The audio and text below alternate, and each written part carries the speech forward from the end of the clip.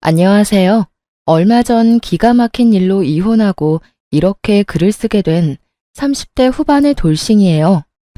저의 결혼 생활은 생각보다 짧았고 그걸 지금도 천만 다행이라고 생각하고 있어요. 저는 남편과 결혼한 지 4년 만에 이혼을 하게 됐어요. 결혼했을 당시에는 남편이 너무 잘해줘서 남편에게 문제가 있을 거라는 생각은 한 번도 해본 적이 없었어요. 제 앞에서는 완벽한 남자친구였으니까요. 한 번쯤 의심해봤다면, 아니, 남편의 폰이라도 한번 열어봤다면 저에게 이런 일은 일어나지 않았을지도 모르죠. 저는 남편을 의심해 본 적이 한 번도 없거든요. 남편 폰을 열어서 확인한 적도 없었어요. 사랑이란 신뢰와 믿음만으로 유지되는 거라고 믿는 순진한, 아니, 바보 같은 사람이었던 거죠. 저와 남편의 결혼이 순탄했을 것 같지만 의외로 우리의 결혼은 생각보다 험난했었어요. 저는 그리 내세울 만한 직업을 가진 것도 아니었고 집안이 빵빵한 것도 아니었거든요. 시댁은 시부가 사업을 해서 돈도 많았고 특히 시모가 교육자 집안이라 그런지 굉장히 보수적인 분들이어서 예의범절, 가문 이런 걸 따지셨거든요. 그런 분들에게 평범하게 자란 제가 마음에 들 리가 없었죠. 당시에는 저도 남편을 무척 사랑했으니 결혼을 포기하고 싶지 않았어요. 그때 시모가 마지막으로 묻더군요. 너 우리 집안의 제사가 얼마나 있는지 알긴 하니? 제사만 1년에 13개야. 그리고 집에 행사 있을 때마다 와서 네가 거들어야 하고 걔가 우리 집 장손이라서 너는 맏며느리가 되는 거야. 그 정도는 당연하게 해야 되는 일이고. 할 수 있겠어? 솔직히 저희 집에서도 제사는 지냈었고 바쁜 어머니 때문에 제가 제사 준비한 적도 많았거든요. 또래보다는 그런 일에 익숙하다고 볼 수 있었으니 저도 그때는 자신감 넘치게 가능하다 말했었죠. 제 말에 시모가 한참을 절 뚫어져라 쳐다보더니 그러더군요. 좋다. 너랑 우리 아들 결혼시켜주마. 원래라면 합가를 해야 하는 상황이지만 아들이 분가를 그렇게 원하니 내가 분가할 수 있도록 해주마. 대신 제사 행사에 절대 빠지지 말고 참석해. 네가 못한다고 생각하면 나는 둘 가차없이 이혼시켜버릴 거야. 이때 느낀 감정은 마치 면접관을 앞에 둔 기분이었어요. 며느리 면접을 하면 이런 느낌일까요? 결국 저는 그렇게 시모의 요구에 알겠다고 답했고 그렇게 저와 남편은 결혼을 할 수 있게 됐어요. 그리고 시모는 분가를 하는 저희의 신혼집 전세금을 모두 빌려주셨어요. 그리고 행복한 결혼은 악몽의 시작이 되었죠. 시댁 재산은 생각보다 컸고 많았어요. 처음에 살짝 버벅대기는 했지만 그래도 한 달, 두 달이 흐르면서 본래 하던 게 있으니 어떻게든 맞춰갈 수 있게 됐어요. 처음 1년은 시모의 짜증 섞인 말만 들었어요. 넌 도대체 친정에서 배워온 게 뭐니? 어떻게 제대로 할 줄 아는 게 하나도 없어? 너희 부모님도 참 대단하시네. 이런 것도 모르는 애를 결혼시킬 배짱이 어딨어? 저의 실패나 서투름은 곧장 친정 부모님을 향한 모진말로 돌아왔고 그런 말을 듣지 않기 위해 정말 애 많이 썼어요. 2년 차에는 필사적이었던 만큼 더 잘해낼 수 있었어요. 그런데 그마저도 시모 마음에는 들지 않았나 봐요. 네가 들어온 지 2년이 되는데 여태껏 나한테 물어보면 어떡하니? 네가 알아서 해야 할 거 아니야. 그리고 언제까지 내가 준비를 다 해줘야 하니? 이제부터는 알아서 네가 준비도 하고 음식도 해야지. 맞는 말이라고 일리 있는 말이라고 생각은 했어요. 그런데 정말 버티지 못하겠다고 생각한 건 좋은 말 한마디 안 해주는 시모와 남편 때문이었어요.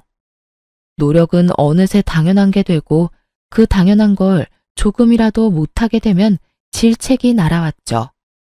이 시기에 저는 채찍질만 당하는 말 같은 존재였어요. 언제까지 노력해야 하나, 언제쯤이면 며느리로 인정해줄까 하는 생각이 들었었죠. 게다가 시모의 동행이나 일 요구가 심해지자 어쩔 수 없이 다니고 있던 직장까지 그만뒀어요. 시모가 한 달 용돈을 줄 테니 일을 그만두고 시댁 일에 전념하라고 했었거든요. 일을 하면서는 도저히 시모의 요구를 만족시킬 수 없어서 일을 그만뒀지만 마음속으로는 너무 아까웠어요.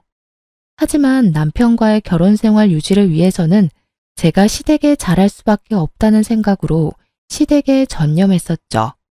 제사나 행사만큼 많이 불렸던 건 손님들 대접할 때였어요. 아버님은 사업을 하시니 만나는 분들이 많았어요.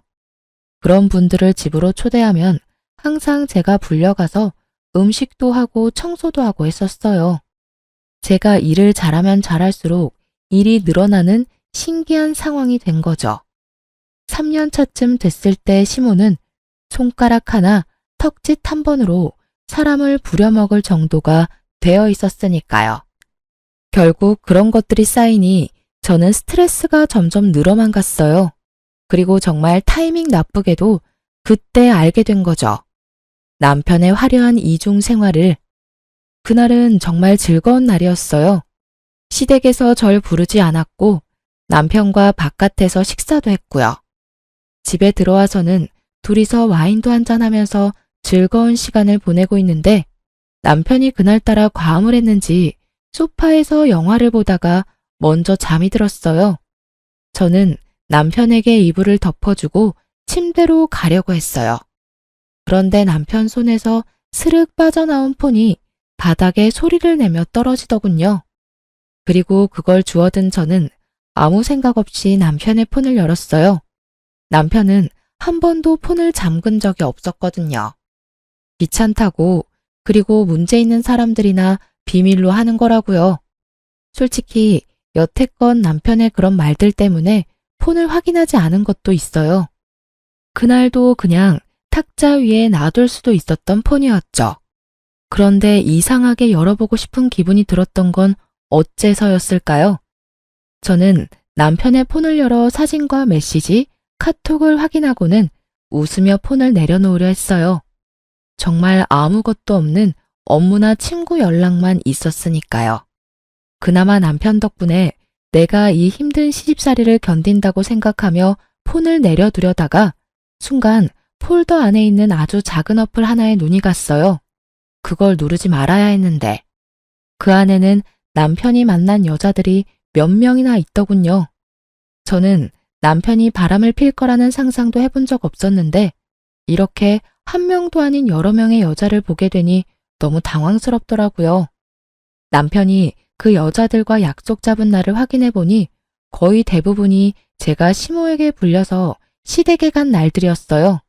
저는 남편과의 결혼을 유지하기 위해서 몸이 힘들어도 제사 준비, 음식 준비, 청소까지 식모처럼 일하고 있었는데 남편은 그런 저를 두고 자기 혼자 열심히 즐기고 있었더라고요.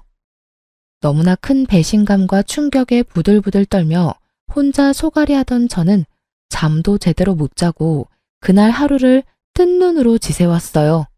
그리고 그 다음날 남편이 일어나자마자 묻지도 따지지도 않고 말했죠. 나랑 이혼해줘.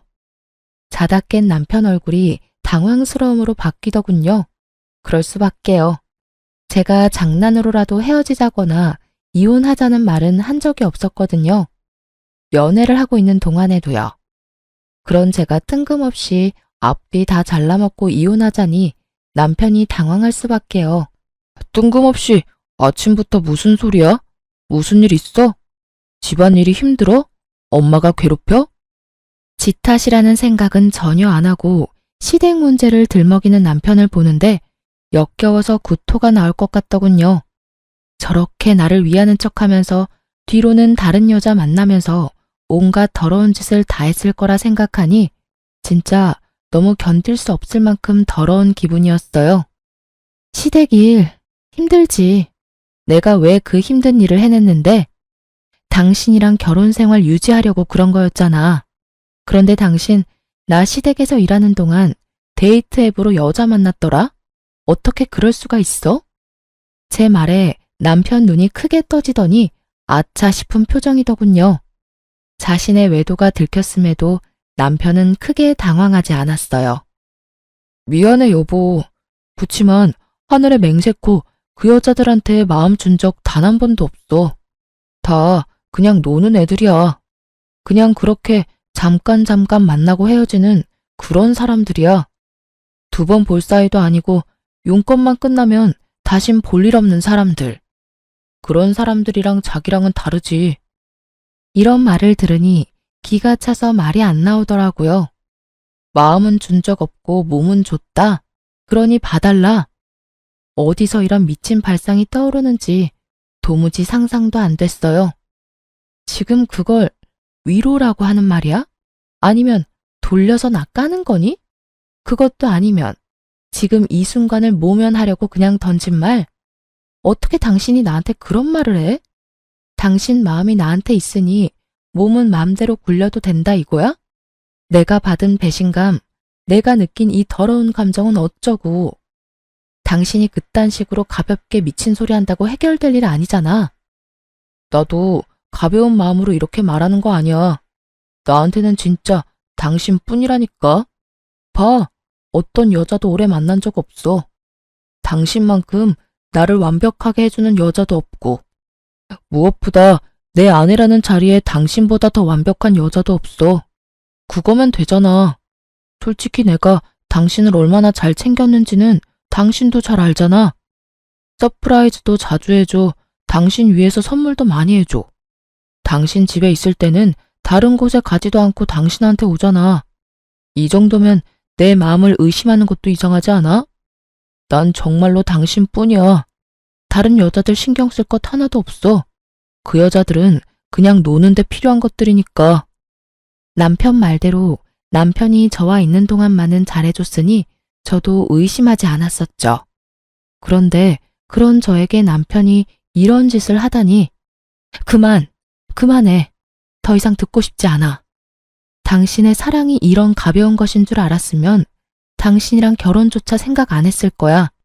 서프라이즈, 선물을 많이 해주면 바람 펴도 되는 거야? 나하고 있는 시간에만 충실하면 내가 없는 시간에는 다른 여자 만나는 게 당연한 거냐고. 여보, 나는 지금 이 상태에서 벗어나고 싶지는 않아. 당신처럼 완벽한 아내이자 며느리는 찾기 힘들잖아. 요즘에 누가 제사를 그만큼 지내고 시댁 일에 헌신을 다해? 어딜 찾아봐도 당신뿐이야. 당신이 있으니 우리가 이렇게 잘 사는 거고. 부모님 도움 받아가며 편하게 사는 거잖아. 내가 시댁 일에 헌신할수록 제 지가 빵빵해지고 쉬는 날 많아지니 이 상태를 유지하고 싶다는 말을 빙빙 돌려 말하는 남편놈도 역겨웠어요. 저를 시댁에 대한 방패로 세워두고 혼자 열심히 즐길 생각으로 가득 차 보였으니 말이죠. 반성을 하고 미안한 마음을 가진 인간의 말이 아니었어요. 됐어. 당신 말 듣고 싶지 않아. 나는 그냥 이혼하고 싶어. 당신이랑 이렇게 말하고 있는 지금도 기분이 너무 더럽고 귀가 썩어가는 기분이야. 이혼해. 여보, 미안하다니까. 한 번이잖아. 딱 한 번 걸렸잖아. 그렇게 바로 나랑 이혼하겠다고 하면 내가 뭐가 돼? 나도 반성할 기회를 줘. 몇 달간만이라도 유예를 줘. 그래야 내가 반성하고 있는지 당신도 알 거 아니야. 그딴 말 귀에 들어오지도 않았어요. 남편은 다시 이야기하자며 저를 달랬지만 전혀 달래지지 않은 채였죠. 배신감과 분노로 머리가 어떻게 되는 것 같았거든요.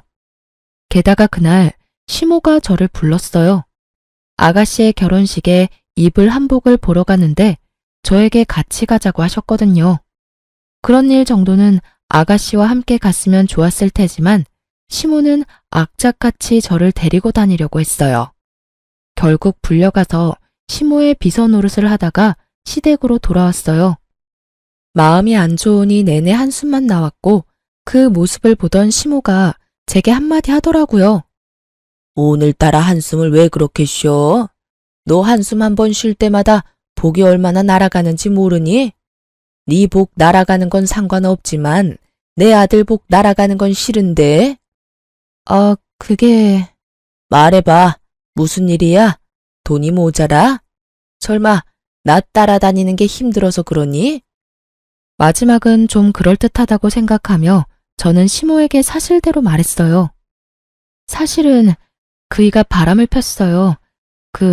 인터넷으로 여자 만나는 걸로. 뭐? 시모의 얼굴이 귀신같이 변하더군요.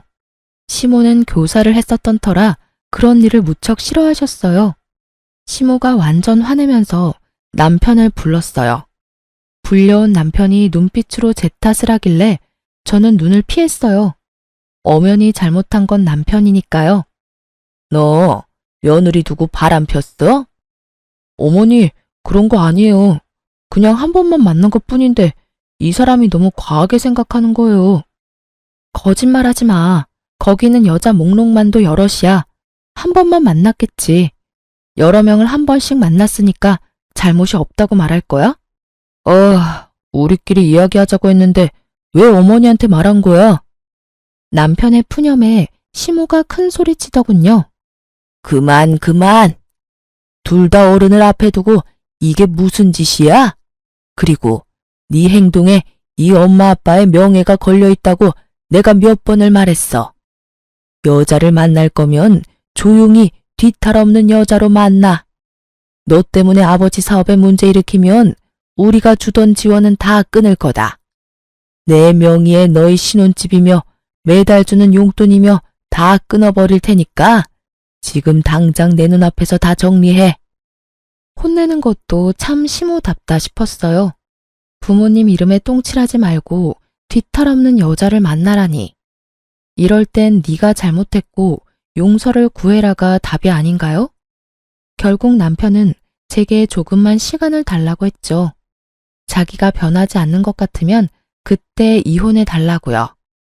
필사적인 남편의 말에 딱 한 번만 용서하기로 했어요. 그날 이후로 남편은 매일 저녁 제게 핸드폰 검사를 받고 설정에 들어가 어플 다운받은 모든 기록을 보여줬어요. 그렇게 이야기가 일단락 되어가고 있었어요. 정말로 남편은 바람을 피지 않았고 집과 회사, 시댁을 드나들며 제 눈앞에 있으려 노력했죠. 하지만 한 번 깨진 병은 붙인다 한들 원상복구되는 건 아니더라고요. 여전히 저는 남편에 대한 의심을 거두지 못했고 완벽한 남편의 모습에도 빈틈을 찾게 됐죠. 그렇게 3개월 정도 지난 어느 날 남편의 바람보다 더 큰 일이 생겼어요. 그날은 큰 제사를 끝낸 다음이었는데 시모가 저한테 앉으라며 할 말이 있다고 하더군요. 남편과 둘이 그 앞에 있으니 시모가 저에게 운을 떼더군요. 네 시아버지 1년 전에 다쳐서 병원 신세 진 거 기억하니? 네, 어머님. 고관절 골절로 입원하셨다가 지금은 집에 계시잖아요. 그래, 지금 집에서 지내는데 점점 몸이 좋아져야 할 사람이 점점 안 좋아지고 있어. 거동을 못하는 건 아니지만 거동을 할 때 도움이 많이 필요하지. 여태 나랑 네 신우가 움직이는 거 도와줬는데 이제는 네 신우도 결혼하고 나면 여기 못 올 거고 나도 늙어서 힘을 못 쓰니 네가 들어와서 네 시아버지 수발을 좀 들었으면 좋겠구나. 저는 너무 당황했어요. 갑작스러운 합가 이야기에다가 시부 수발까지 들라는 말에 정신이 없었죠. 솔직히 그 집안의 제사와 행사만 도맡아 해도 일이 힘들고 바쁜데 그 와중에 아픈 시부 수발까지 지금의 스트레스보다 몇 배나 더 힘들어질 게 불보듯 뻔했어요. 시모는 언제 어디서나 저의 행동과 말을 관찰하고 검사할 테고 남편은 남편대로 이 집에 들어오면 다시 밖으로 놔둘 게 분명했죠.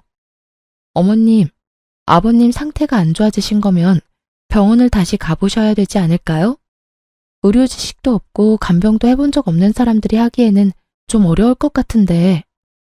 여태 잘 해왔다. 그러니까 걱정하지 말고 합가할 준비나 해. 당장이라도 드리고 싶지만 일단 네 신우가 결혼을 하고 나서 짐을 빼야 너희 짐이 들어올 수 있고 전세도 계약이 종료되려면 3, 4개월 남았으니 그때까지 준비해 놓으라고 미리 말하는 거다. 합가를 하던 하지 않던 나는 너희 신혼집 전세금은 뺄 거야. 이건 선택이 아니고 확정 사항이니 그렇게 알고 정리해라. 완전 통보였어요. 마치 해고를 하는 것처럼 칼처럼 자르는 말투였죠. 남편이 시모에게 말했어요. 갑자기 합가를 하자고 하면 어떡해요. 솔직히 합가하는 게 쉬운 일도 아니고 직장이랑 거리가 있어서 여기 들어오는 것도 쉬운 일 아니라고요. 차가 없으면 대중교통을 타고 다니면 되고 없으면 자전거라도 사서 끌고 다녀. 네 직장에서 우리 집까지 편도로 30분밖에 안 걸리잖아. 이 큰 도시에 살면서 출퇴근 왕복으로 1시간이면 오히려 짧은 시간 아니니? 어디서 말도 안 되는 말을 하고 있어. 너 그렇게 집에 들어오는 게 싫은 거야? 그런 게 아니라 거기에 이미 자리를 잡았는데 갑자기 들어오라니까 그런 거죠. 그럼 집에 들어가면 뭐 해줄 건데요? 남편은 벌써부터 합가하고 자기에게 떨어질 콩고물부터 생각하고 있더군요. 우리 신혼집 전세자금 좀 나눠줄 거예요? 너 하는 거 봐서 잘하면 주고 잘못하면 줬던 것도 뺏을 거다. 그리고 매달 지원하던 건 그대로 줄 거야. 너희는 더 좋은 거 아니니? 돈 내던 거 안 나가고 받는 돈은 그대로 잤니? 그리고 우리 죽으면 이 집 너희한테 그대로 상속될 거고 도대체 왜 싫은 건지 모르겠구나. 시모의 말은 구구절절 맞았어요. 하지만 거기에는 중요한 게 빠져 있었죠. 그 집에 들어갔을 때 제게 주어질 일의 크기요.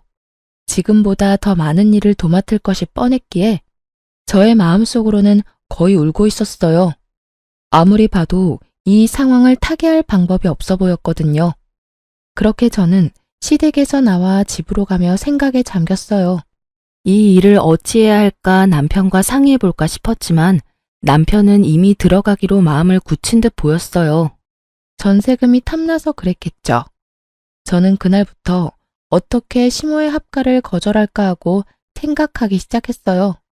좋은 방법이 떠오르지 않던 그때 남편이 다시 다른 여자를 만나는 걸 목격했어요. 이번에는 공교롭게도 제가 직접 보게 된 거였죠.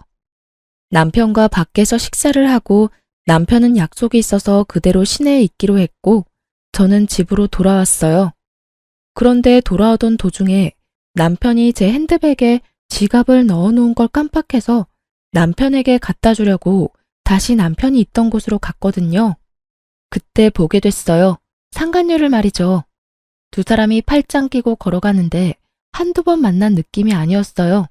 저번처럼 일회성인가 싶었는데 전혀 아니었어요. 그 친밀감이 생각 이상이라서 제 쪽이 더 당황했어요. 설마 하며 사람을 시켜 그 여자에 대해 알아봤는데 남편은 제가 조사한 기간 동안 몇 번이나 그 여자를 만나더라고요. 결국 남편의 불륜을 알게 되니 정신이 번쩍 들더군요. 제가 시댁 일로 정신 못 차리고 휘둘리는 사이에 남편 놈은 또 저 몰래 사람을 만나는 거였어요. 그것도 이번에는 저번과는 다르게 여러 번을요. 시댁에 대한 스트레스, 남편에 대한 분노, 이런 것들이 뒤죽박죽 되기 시작하면서 저는 제대로 된 판단을 할 수 없을 정도였어요. 그 감정들이 저를 삼켜버린 것 같은 기분이 들었거든요. 상간녀의 전화번호를 알아내 그 여자에게 나오라고 만나서 이야기하자고 했어요. 그 여자도 순순히 저를 만나러 나왔어요. 당신 지금 만나고 있는 남자, 제 남편이에요. 모르시고 있는 것 같아서 알려드려요. 이대로 만나면 두 사람 불륜이고 당신 상간녀 되는 거예요. 제가 왜 헤어져요? 뭔가 착각하고 있는 것 같은데 그 사람 나 좋아서 만나는 거예요. 저도 그 사람 좋아서 만나는 거고요. 그러면 좋아하지 않는 사람은 정리해야 하는 게 맞는 거 아닌가요? 그렇지 않아도 그 사람이 와이프 곧 정리하겠다고 했어요. 전 그 이야기만 믿고 있어요. 당신이 하는 말 들을 필요 없을 것 같은데요? 이보세요. 당신 이대로 내 남편 만나면 상간녀 되는 거예요. 그렇게 살고 싶어요? 어떻게 남의 남자 뺏어가고는 이렇게 뻔뻔할 만큼 당당해요? 불륜도 뭐 사랑이라고 말하고 싶은가 본데 아무리 치장해도 당신이랑 남편 사이는 더러운 불륜 그 이상도 그 이하도 아니야. 더럽다 그러는데 그쪽이야말로 더 역겹지. 서류상으로만 아니지 그 사람이 당신 사랑하는 걸로 착각하나 본데 그거 사랑 아니야. 나한테 다 이야기해줬거든? 시댁 지원 받으려면 완벽한 며느리가 필요하대서 들인 아내라고. 그래서 금이야 오기야 열심히 치장해주는 거라고 하던데? 아무것도 모르는 게 누군데 지금 여기서 큰 소리야? 저는 그 이야기에 정말 주저앉고 싶을 정도로 충격받았어요. 어렴풋이, 아니 사실은 느끼고 있었어요.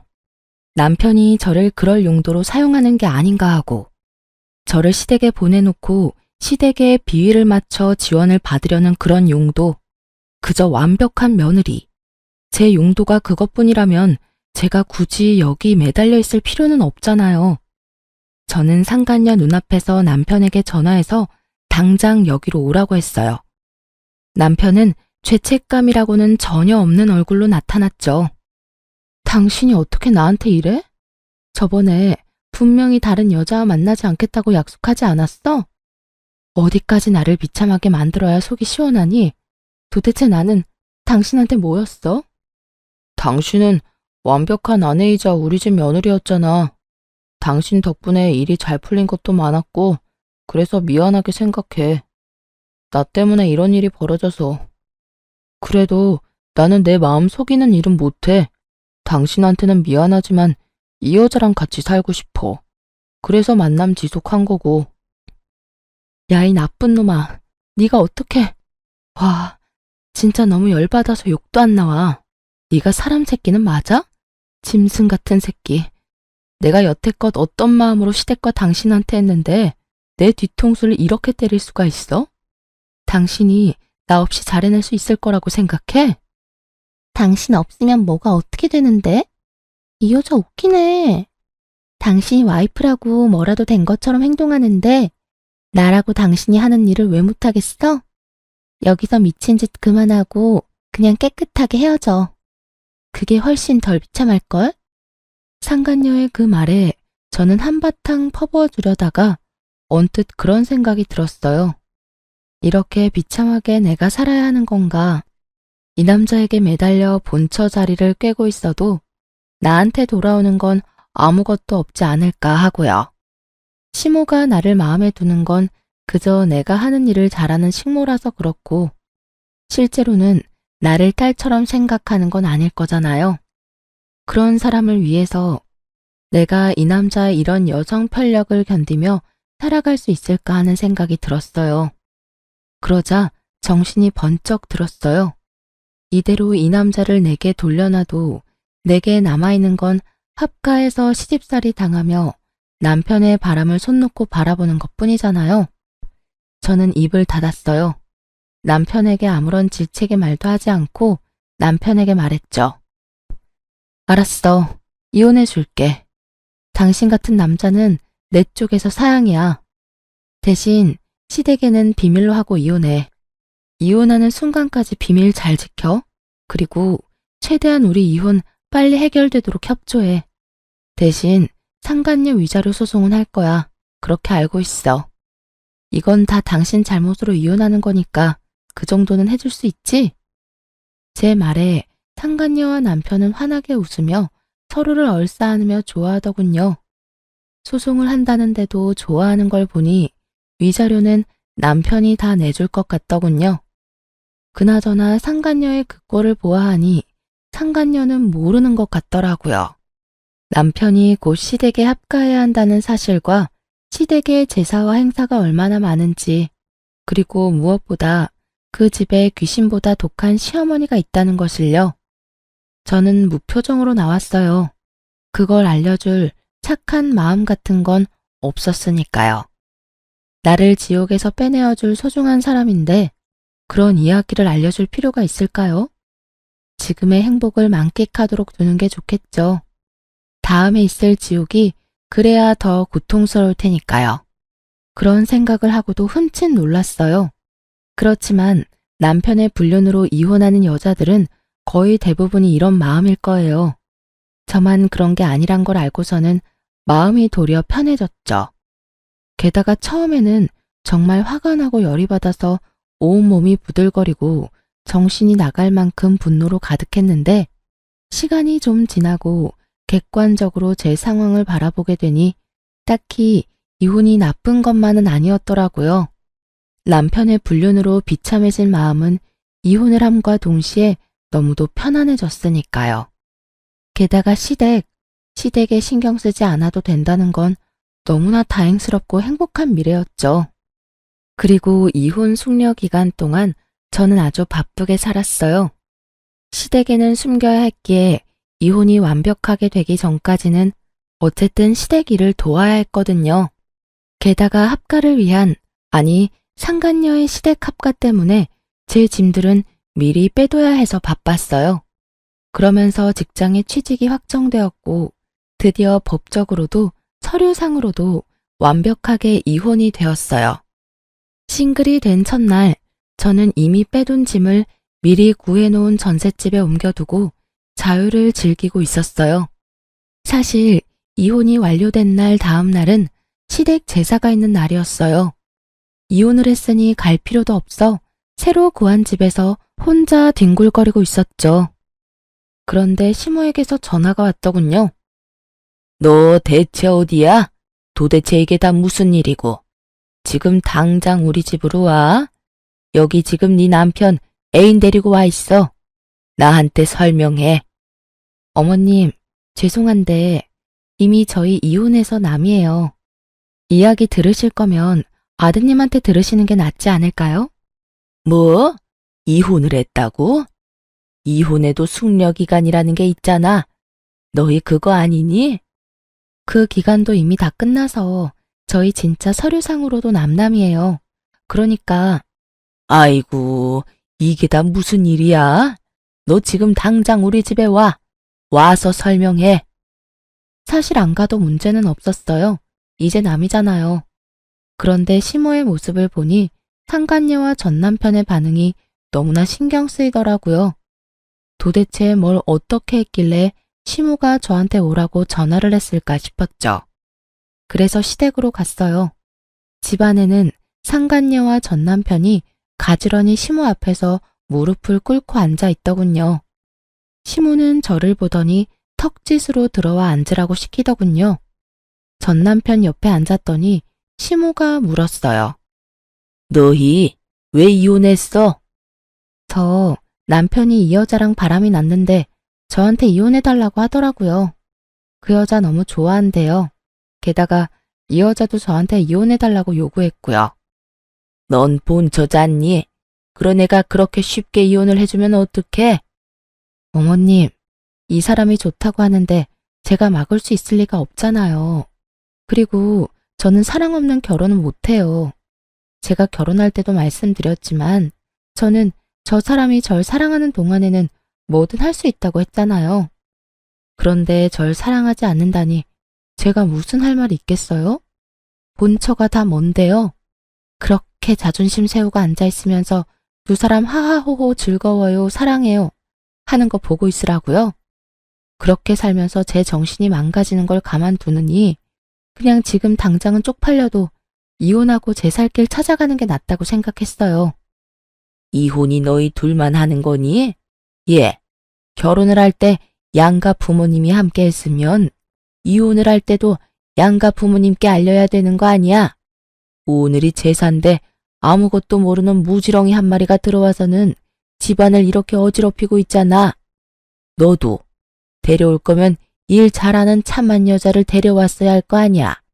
넌 네 처가 여태껏 어떻게 일했는지 보고서도 저런 머리가 꽃받친 여자를 데려와? 어머니, 말씀 좀. 이 사람 저랑 재혼할 사람이에요.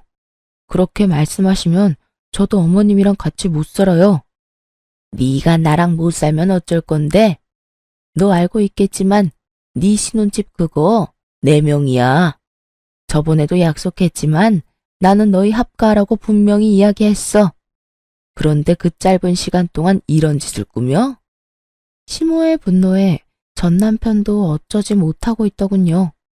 상간녀 앞이라 꼴불견인 모습은 보이고 싶지 않은 듯했지만 시모의 말을 거스를 수는 없었어요. 그리고 거기 아가씨, 아들한테 들었는지 모르겠는데 지금 우리 집에 시집 오면 합가해서 이 집에서 어른 모시고 살아야 해. 우리 남편이 다치고 나서 후유증이 심해서 거동이 잘 안 되거든.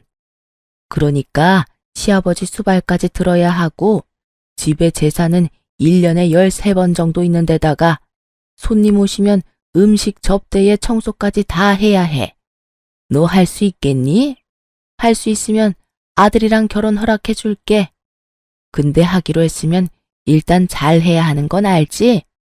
난 일 못하는 사람은 용납 못해.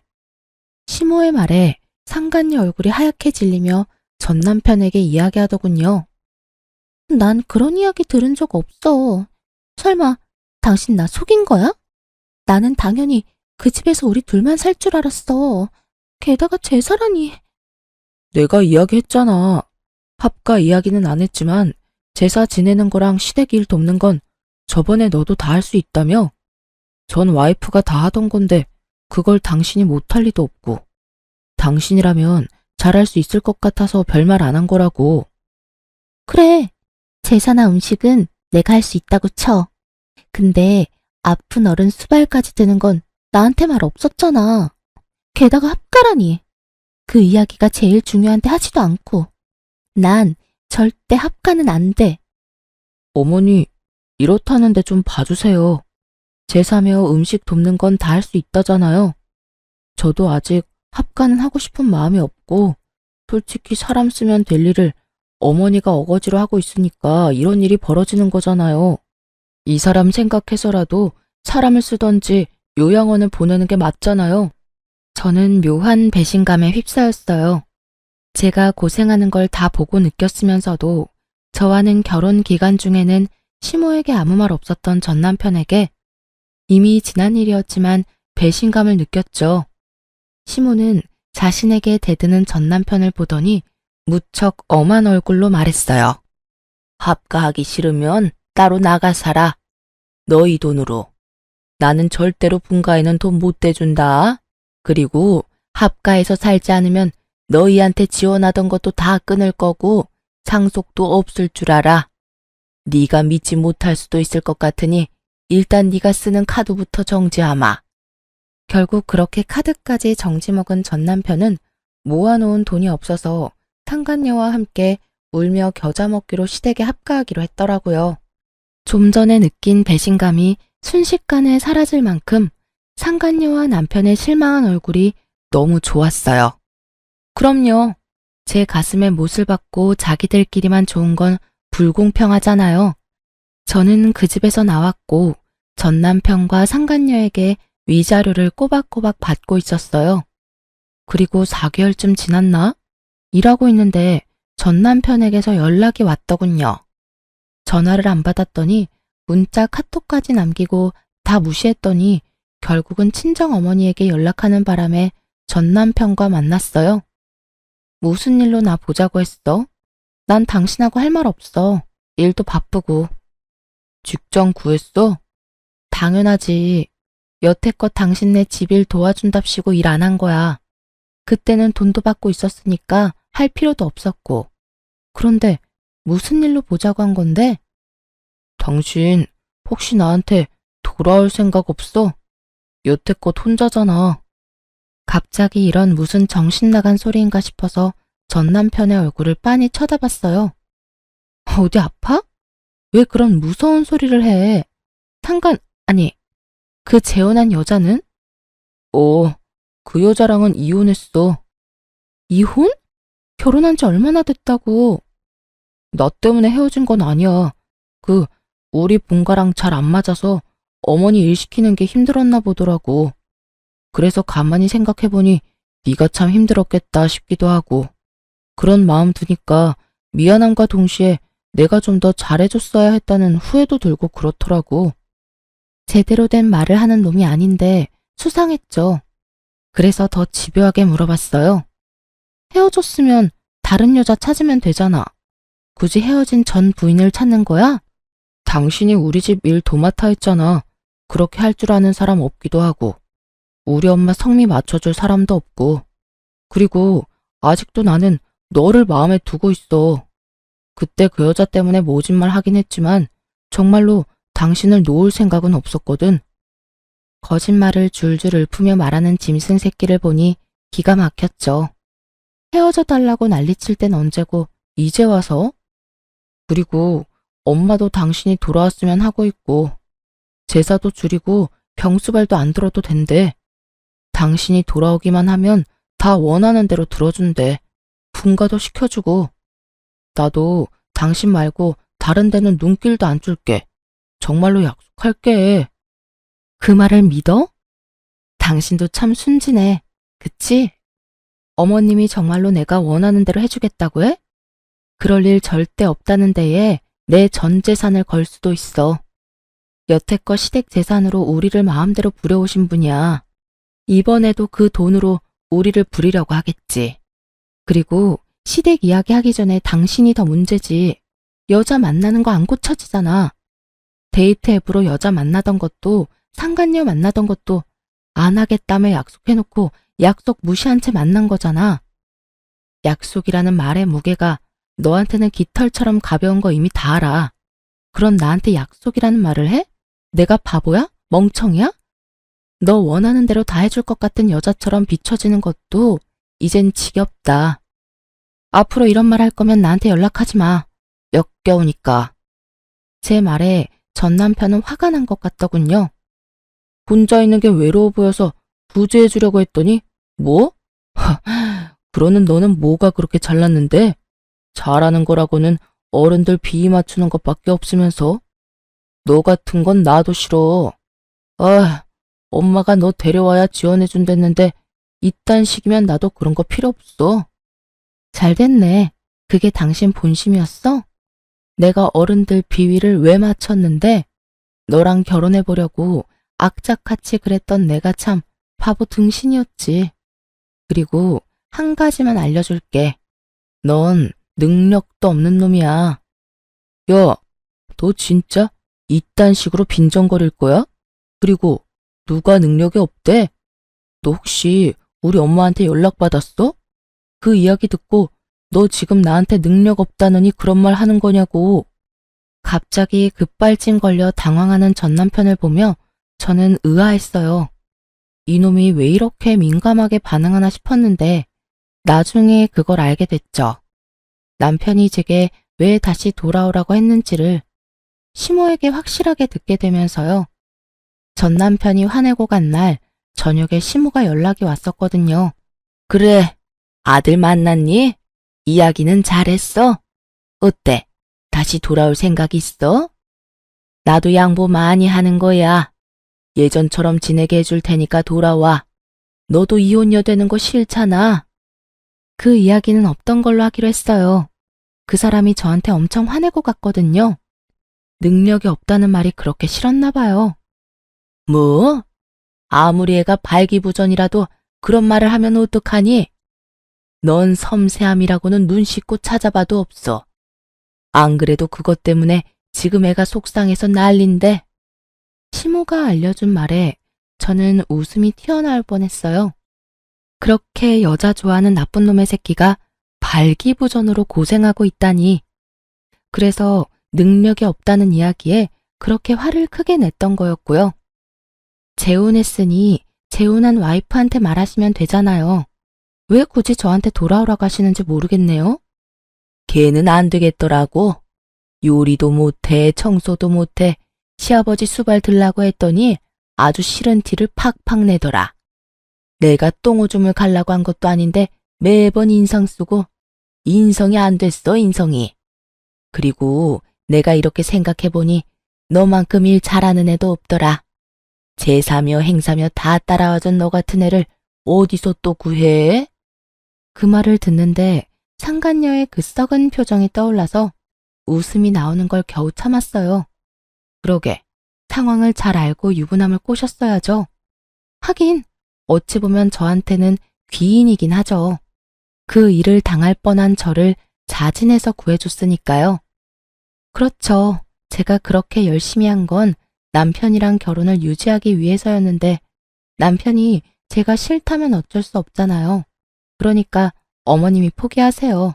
그 사람은 이미 저한테서 마음 떴거든요. 아니야, 얘. 그런 말 마라. 우리 애 아직도 너 좋아해. 그런데 말을 못하는 것뿐이야. 자기 처지가 지금 그 모양이라. 그러니까요. 전 남편이 그 모양이면 더더욱 재결합은 어려울 것 같고요. 저도 애는 가지고 싶거든요. 저한테 말하는 것보다는 다른 며느리를 맞이하시는 게 더 나을 것 같네요. 하긴 남편 꼴이 그 모양이라 재혼이 가능하겠냐마는 시댁 재력이면 원하는 며느리 구하는 게 힘든 일은 아닐 테니까요. 그렇게 말하고 저는 시모의 전화를 끊어버렸어요. 그리고 나중에 전 남편이 상간녀와 헤어지게 된 진짜 이유를 알게 됐어요. 저에게 했던 거랑 똑같이 했더라고요. 시댁 일 하도록 만들어 놓고 본인은 나가서 또 데이트 앱으로 여자 만나고 돌아다녔더라고요.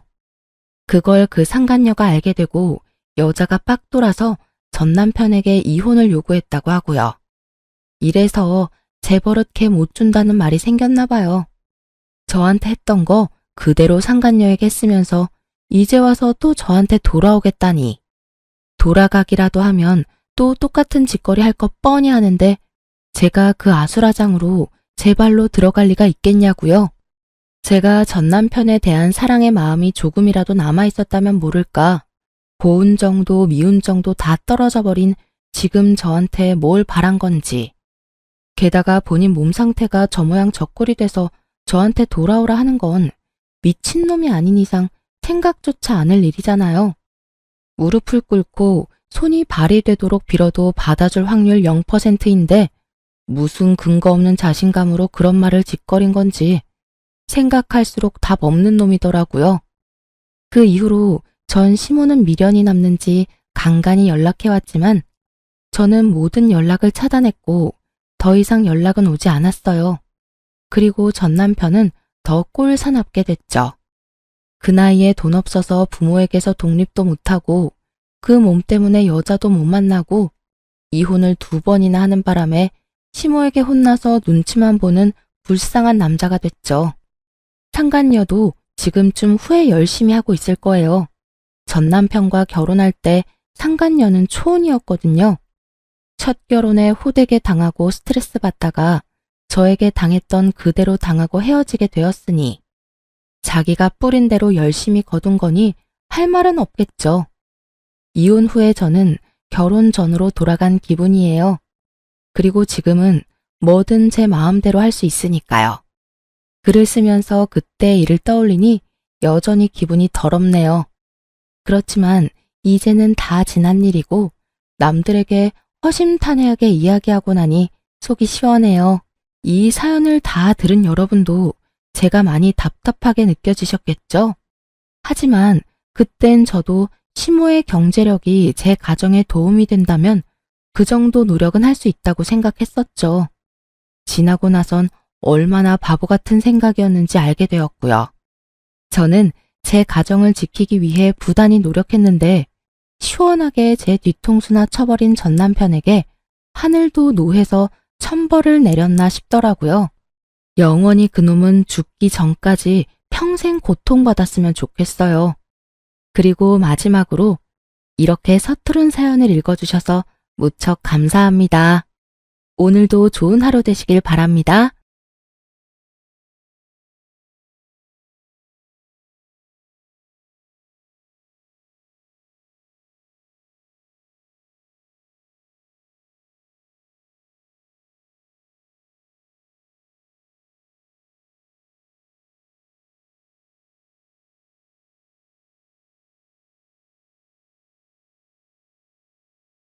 안녕하세요.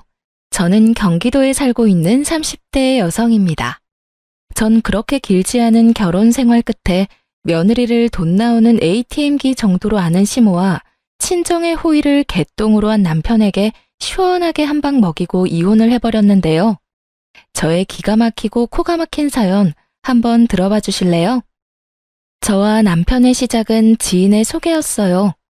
우연히 지인과 함께하는 식사 자리에 남편도 함께 합석하게 되었고 그 자리에서 자연스럽게 소개를 받게 되었어요. 처음부터 남편이 마음에 들었던 건 아니었어요. 하지만 만나면 만날수록 괜찮은 사람이란 생각이 들었고 자상하고 다정한 남편의 모습이 좋아지며 연애까지 하게 되었죠. 그렇게 연애 3년 차에 되던 해에 남편과 저는 결혼을 하게 되었어요.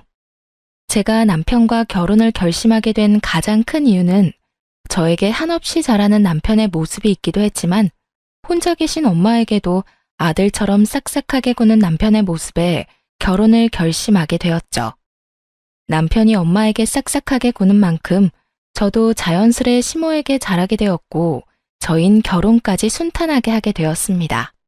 그렇게 결혼식을 마치고 꿈만 같던 신혼여행에서 돌아온 날 저흰 시댁에 선물을 드리기 위해 시댁에 들렀고 그날 전 시모가 제가 알던 시모와는 조금 다르다는 것을 느끼게 되었어요. 결혼하기 전 잠깐 만나 대화를 나눌 때는 한없이 고상하고 다정한 사람이었는데 신혼여행에서 돌아와 고심해서 준비한 선물을 드리니 대놓고 표정이 일그러지는 것이 아니겠어요? 그러면서 하는 말은 저를 더 황당하게 만들었죠. 선물이 이게 다니? 고작 스카프? 사돈 선물은 뭐 샀니? 고작이라뇨. 거기에다 고작이라고 하기엔 그 스카프는 고가의 명품 스카프였고 평소 스카프를 많이 착용한다는 남편의 의견에 따라 남편이 직접 고른 비싼 스카프였어요. 전 그 순간 어이가 없었지만 최대한 아무렇지 않은 척하며 시모의 물음에 답해줬어요. 저희 엄마는 작은 카드 지갑 샀어요. 그리고 어머님 선물은 이 사람이 어머님 스카프 좋아한다고 이 사람이 고른 거예요. 그래 엄마, 그거 비싼 명품 스카프야. 엄마 명품 스카프 갖고 싶다고 했었잖아. 사돈은 지갑이고 나는 왜 스카프야? 선물 가지고 차별하니 지금? 차별은 무슨... 엄마, 스카프가 지갑보다 더 비싸. 왜? 지갑으로 바꿔줄까? 엄마가 명품 스카프 갖고 싶다고 해서 나름 신경을 쓴 건데 지갑이 더 좋으면 지갑으로 다시 사줄게. 아니야. 이왕 사왔으니 잘 쓰마. 시모는 지갑보다 스카프가 더 비싸다는 말에 많이 당황한 듯 손사래를 치며 스카프를 야무지게도 챙기더군요. 그런 시모의 모습이 쉽게 이해가 되진 않았지만 그럴 수도 있다고 생각하려 애썼어요. 새 출발하는 좋은 날 괜한 불화를 만들고 싶지 않은 마음이 컸기 때문이죠. 거기에다 그 후에 이어진 식사 자리에선 시모는 다시 제가 알던 모습으로 돌아와 있었고 저는 그 문제를 깊이 생각하지 않고 넘기게 되었죠. 그렇게 시작한 결혼 생활은 생각했던 것보다 꽤 만족스러웠어요. 남편은 다정했고 시모는 저희의 생활에 무관심에 가까웠기에 가정에 불화가 생길 일이 전혀 없는 정도였습니다. 하지만 명절이라든지 생신날이 되면 시모가 과하게 용돈을 요구한다는 느낌을 지울 수가 없었어요.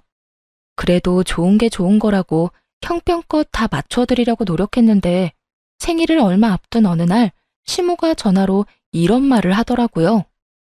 예, 옆집 며느리는 생일 때 갖고 싶은 거 마음껏 사라고 아예 카드를 줬다고 하더라. 얼마나 자랑하는지.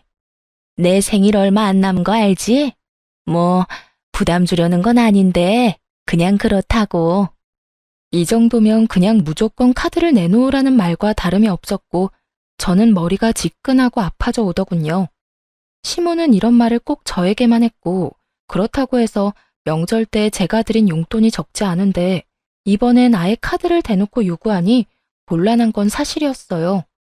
1년에 한 번뿐인 생일날 카드 정도야 줄 수 있다고 생각하시는 분들도 계실 텐데 제가 그때까지 경험한 시모는 카드를 줬다간 카드를 준 제 손목을 분질러버리고 싶을 정도로 생각 없이 쓸 것이 분명했기에 선뜻 손이 나가지 않더군요. 특히나 제 돈에 대해서는 경제관념이 아예 없는 사람처럼 군 적이 한두 번이 아니었기에 그 고민은 더욱 컸어요. 그래서 전 결국 남편과 상의하기로 했죠. 여보, 곧 어머님 생신인 거 알지? 왜? 갖고 싶은 거 있으시대? 그게 옆집 아줌마네 며느리가 생일 선물로 갖고 싶은 거 사라고 카드를 줬다고 하시더라고. 들어보니 어머님도 카드 받고 싶으신가 봐. 어떻게 하지? 그래? 어떻게 하긴 뭘 어떻게 해. 그냥 통 크게 카드 드려. 남편은 대수롭지 않게 말했고 전 그런 남편의 말에 참 어이가 없더라고요. 뭐? 아무리 그래도 카드를 어떻게 드려. 아무리 그래도 그건 좀 아닌 것 같아. 그깟 카드 좀 주면 어디가 덧나?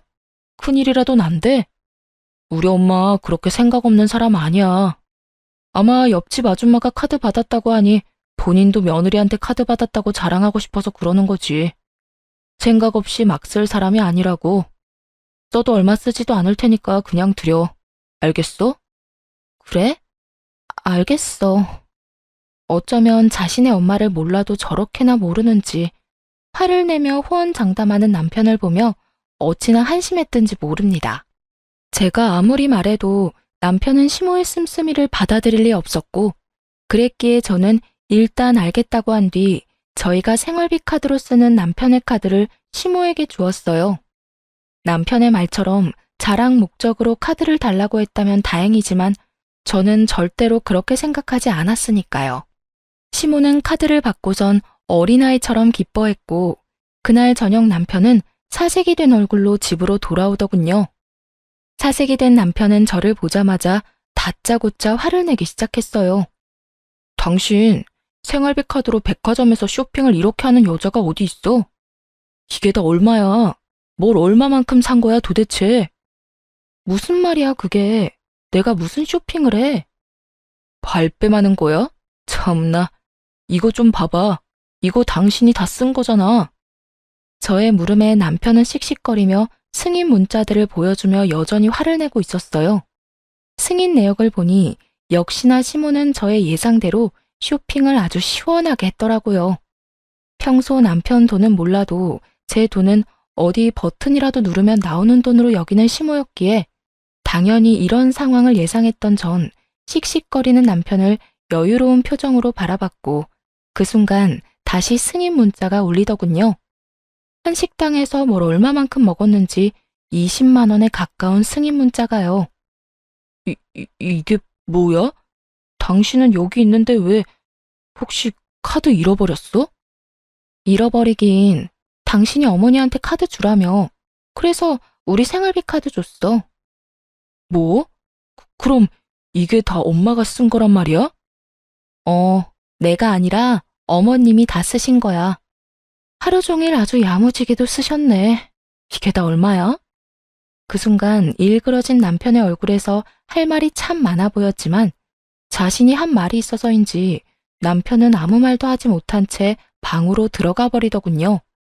전 그런 남편과 시간차를 두고 뒤따라 들어갔고 남편은 안방에 딸린 화장실에서 통화 중인 듯 했어요.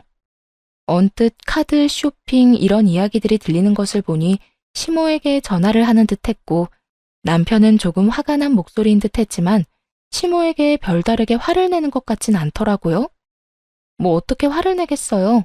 자기 엄마가 생일날 며느리 카드인 줄 알고 신나게 쇼핑했는데 그거 가지고 크게 화를 내기에도 모호한 상황이니 그저 속만 끓을 뿐이었겠죠.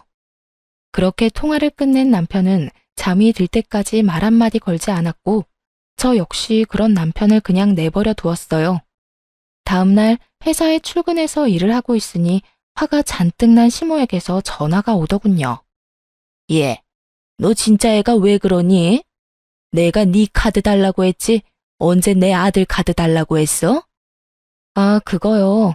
어머님이 저번에 카드 달라고 한 거 그 애한테 말했더니 형식상 옆집에 자랑하고 싶어서 카드를 달라고 했을 거다. 절대로 생각 없이 막 쓰실 분이 아니다. 라고 하길래요. 그렇다면 아무 카드나 상관없다 싶어서 생활비 카드로 드린 건데 무슨 문제가 있나요? 아무것도 모르는 척 낭창하게 답하는 제 대답에 시모는 할 말을 잃은 듯 거친 숨소리만 들리더군요. 저는 거기에서 멈추지 않고 정말로 아무것도 몰라서 묻는다는 듯 말을 이어나갔어요. 설마 어머님 막 쓰신 건 아니죠? 그이가 어머님은 그렇게 몰상식하게 자식들 카드로 사치 부리는 사람이 절대 아니라고 저한테 호언장담했거든요. 그럴 리가 있니? 그냥 물어본 거다. 보니까 우리 아들 카드길래 그냥 물어본 거야. 아, 그러셨어요? 그래서 어머님도 옆집 아주머니께 자랑 좀 하셨어요? 그래. 아주 실컷 자랑했어. 그럼 끊으마. 시모는 짜증 가득한 목소리로 전화를 끊어버렸고 이로써 저는 시모가 제 생각과는 전혀 다른 사람이란 걸 확실하게 알게 되며 시모와 거리를 두며 지내게 되었어요. 시모와 거리를 두고 지내니 남편과의 관계도 나빠질 일이 없었고 나름 화목한 하루하루를 보내고 있었죠. 그러던 어느 날 전 하루 연차를 내고 친정에서 시간을 보내기로 했고 엄마와 밥도 먹고 오랜만에 휴식을 취하며 엄마가 휴대전화에 깔아달라고 했던 앱들을 깔고 있었어요. 그런데 그때 입금 알림이 울렸고 그 순간 제 두 눈을 의심하고 말았죠. 남편 이름으로 입금된 금액 5만 원. 참 경악스럽더라고요. 그 당시 저와 남편은 매달은 부담스러워 드리지 못하고 3개월에 한 번씩 양가 부모님께 용돈을 드리고 있었어요.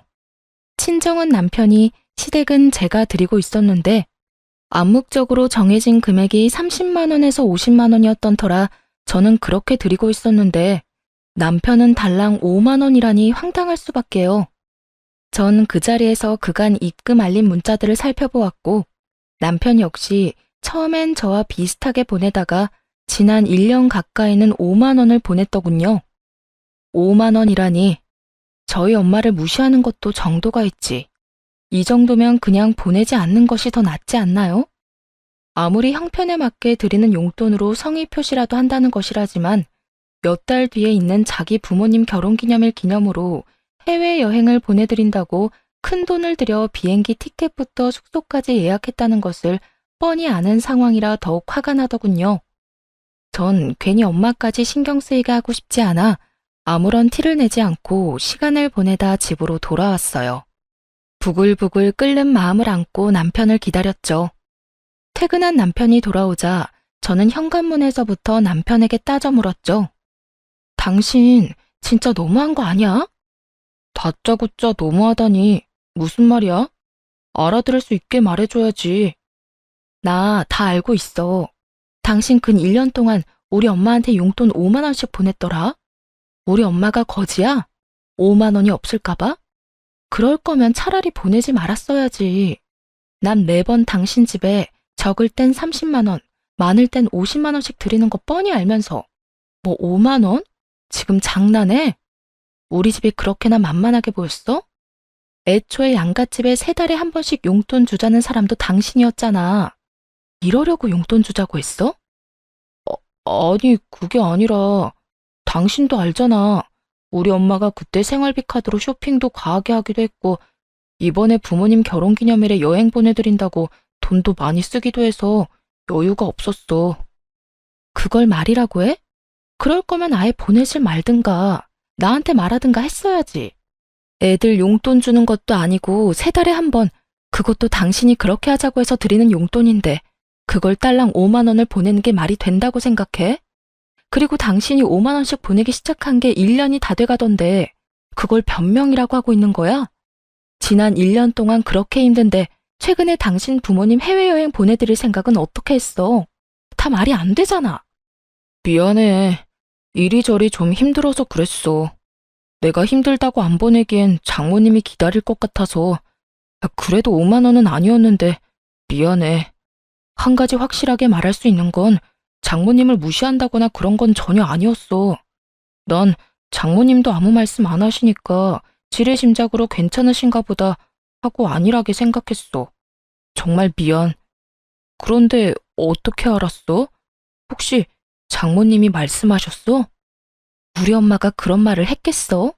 그런 말을 할 거였으면 당신이 5만 원도 용돈이라고 처음 보냈을 때 당장 말했었겠지. 내가 오늘 친정 가서 엄마 휴대전화 정리해주다가 봤어. 내가 진짜 엄마 볼 면목이 없어서. 어쨌든 당신한테 정말 실망이야. 남편은 다시 한번 절대 친정을 무시하려고 했던 행동이 아니라며 싹싹 빌었지만 저는 이미 마음이 상할 대로 상해버렸고 죄인 얼굴을 하고 비는 남편에게 이렇게 말했어요. 다 됐고 앞으로 각자 집은 각자 알아서 챙기자. 생신, 명절, 어버이날 그게 뭐든 다. 각자 집은 각자 알아서 챙기자는 말이야. 그리고 당신 한 번만 더 우리 엄마한테 이딴 식으로 대했다간 나 가만히 안 있을 테니까 그런 줄 알아. 알겠어. 정말 미안해. 남편은 그날 이후 저와 엄마에게 다시 잘하려는 모습을 보였고 전 그런 남편을 보며 이렇게 이혼하는 건 아니라는 생각에 마지막이라는 심정으로 남편을 받아들이려고 노력했어요. 그렇게 시간은 흘러 다시 용돈을 드리는 날이 다가오고 전 남편에게 통보했듯이 시댁이 아닌 친정으로 용돈을 붙여드렸어요. 하지만 이런 저와는 달리 남편은 시댁에 용돈을 주지 않은 듯했고 시모에게서 전화가 왔더라고요. 예, 너 왜 이번 달에는 용돈 안 주니? 혹시 잊었니? 넌 나이도 젊은 애가 그런 걸 잊고 그러니?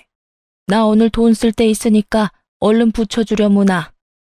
제가 무슨 시모에게 돈 빌린 빚쟁이도 아니고 용돈 달라는 사람이 얼마나 당당한지 참 기가 다 막히더군요. 어머님, 이제부터 각자 집 용돈은 각자 챙기기로 했어요. 그러니까 그렇게 급하면 그이한테 전화해보세요. 뭐? 그런 게 어디에 있니? 매번 네가 줬으면 계속 네가 줘야지. 왜 내 아들한테 주라고 그러니? 그러지 말고 그냥 네가 줘. 괜히 바쁜 애한테 그런 거 시키지 말고. 알겠니? 언제나 늘 그렇듯 돈만 연관되었다 하면 시모는 독불장군처럼 대화가 통하지 않았고 전 그런 시모를 잘 알기에 일단 알겠다는 말과 함께 전화를 끊고 돈을 붙여주었어요. 남편이 그랬듯이 딱 5만 원을요. 돈을 입금하고 얼마 지나지 않아 시모에게서 득달같이 전화가 다시 오더군요. 너 지금 5만 원 붙인 거니? 나랑 지금 장난해? 오냐 오냐 해줬더니 시험이 무서운 줄 모르고 날 무시해도 유분수지. 어디서 5만 원을 보내 5만 원을? 내가 무슨 거지인 줄 알아? 그러게요. 저도 잘나신 어머님 아들이 저희 엄마한테 근 1년 동안 딸랑 5만 원씩 보내길래 무시해서 그런 줄 알았더니 그건 아니라고 하더라고요. 그래서 저도 무시하는 건 아니고 남편이랑 너무 차이나게 용돈 드리는 것도 아닌 것 같아서 딱 5만 원 보낸 건데 무슨 문제 있을까요? 어쨌든 이번 달부터 각자 집은 각자 챙기기로 해서 제가 굳이 드릴 필요는 없지만 어머님이 당장 내놓으라고 일이 성하니 제가 인심 써서 드리는 용돈이에요. 그러니 아껴 쓰세요, 어머님. 뭐라고? 내 아들이 5만 원을? 그랬을 리 없다. 절대 아니야. 저도 제 두 눈을 의심했지 뭐예요. 정 못 믿겠으면 직접 아들한테 전화해서 물어보세요. 그럼 끊어요. 며느리를 빚쟁이 대하듯 막 대하는 시모에게 저 역시 친절하게 예의를 다해야 할 필요를 느끼지 못했고 이때쯤부턴 저 역시 시모에게 대우라는 걸 하지 않게 되더군요. 오는 대우가 그따위이니 가는 대우 역시 이따위일 수밖에요. 특히나 돈 선물 때문에 매번 이 난리이니 미운 정도 떨어져 버린 지 오래였어요. 이런 인간이란 걸 왜 진작 알지 못했을까 회의감마저 들었으니 시모와 예전처럼 지내기는 이미 글러버린 일이었죠. 한 번만 더 전화가 온다면 어떻게 대응을 해줄까 고민했지만 시모는 더는 저에게 전화가 오지 않았고 시모 대신 화가 잔뜩 난 남편이 집에서 퇴근한 저를 기다리고 있더군요. 당신 우리 엄마한테 다 말했어? 내가 장모님 용돈 5만 원 드렸던 거 다 말했냐고. 왜? 왜? 지금 그게 할 말이야? 그런 걸 왜 말해? 우리 엄마 당신 때문에 해외여행도 안 간대. 내가 그렇게까지 힘든 줄은 몰랐다고. 그냥 여행 안 가도 되니까 생활에 보태 쓰라고 하더라. 왜 그런 소리를 해서 엄마 아빠 여행도 못 가게 만들어? 왜 무능한 아들을 만드냐고? 어쩔 거야? 어떻게 책임질 거냐고? 지금 나한테 책임을 묻는 거야? 정신 차려라 제발. 당신은 내가 시간이 남아도는 사람처럼 보이니? 내가 시간이 남아돌다 못해 심심해 미치기 직전이라 어머니한테 전화까지 해서 어머님 잘난 아들이 우리 엄마한테 용돈이랍시고 5만 원씩 주고 있었더라 하고 미주알 고주알 다 말하고 다녔을까봐? 그럼 엄마가 어떻게 한 거야? 어떻게 알았겠어. 상황이 머리에 안 그려지니? 그 대단하신 당신 엄마가 나한테 오늘 전화 왔더라. 용돈 내놓으라고. 난 무슨 어머니한테 빚이라도 진 줄 알았어. 고함 지르는 것도 모자라서 욕까지 하면서 돈 내놓으라고 하는데 내가 참 할 말이 없더라고. 그래서 5만 원 보내드렸더니 더 난리 부리시던데. 그래서 다 말해드린 거야. 해외여행? 참나 진짜. 그냥 잘 됐다고 생각해. 그렇지 않아도 그 여행 예약 때문에 금전적인 타격도 컸을 텐데 다 취소하고 그 돈으로 용돈이나 더 챙겨드려. 아까 어머님이 오늘 꼭 쓸 데 있다고 돈 빨리 달라고 하던데. 어, 아무리 그런 상황이라도 꼭 그런 말까지 해야 했어? 그리고 그런 상황이면 나한테 말해서 용돈 드리라고 하면 되지. 꼭 나한테 복수하는 사람처럼 겨우 5만 원을 붙여줬어야 해? 당신 정말 너무한 거 아니야? 너무한 사람이 누군데. 회사에서 일하는 시간인 거 뻔히 알면서 전화해서 돈 맡겨놓은 것처럼 돈 내놓으라고 욕하는 건 안심해? 아니, 어머님은 내가 돈 나오는 기계도 아니고 왜 매번 당신 돈은 그렇게나 아까워하면서 내 돈은 당연한 거라고 생각하시는 거야? 그 생각 자체가 너무한다고 생각 안 해? 전 그간 쌓였던 말을 뱉어냈고 그런 저를 보던 남편은 씩씩거리며 집을 나가버리더군요. 그렇게 집을 나가버린 남편은 새벽까지 돌아오지 않았고 늦은 새벽 다른 사람도 아닌 엄마에게서 전화가 걸려왔어요. 저는 걱정스러운 마음에 전화를 받았고 엄마는 다급한 목소리로 집으로 빨리 오라고 하더군요. 남편이 지금 친정에 왔다면서요. 희정아, 너 지금 빨리 집으로 좀 와. 엄마, 왜? 무슨 일 있어? 이 새벽에 무슨 일이야? 그게 정서방이 지금 여기에 왔어. 보기엔 술 많이 먹은 것 같은데 엄마 혼자서는 감당이 안 돼. 뭐? 정서방이? 그래, 보니까 많이 속상한 일이 있었는 것 같은데 빨리 와서 데리고 가려무나. 수학이 넘어 엄마의 다급한 목소리와 함께 잔뜩 취한 남편의 목소리가 들려오는데 정말 이게 무슨 일인가 싶더군요.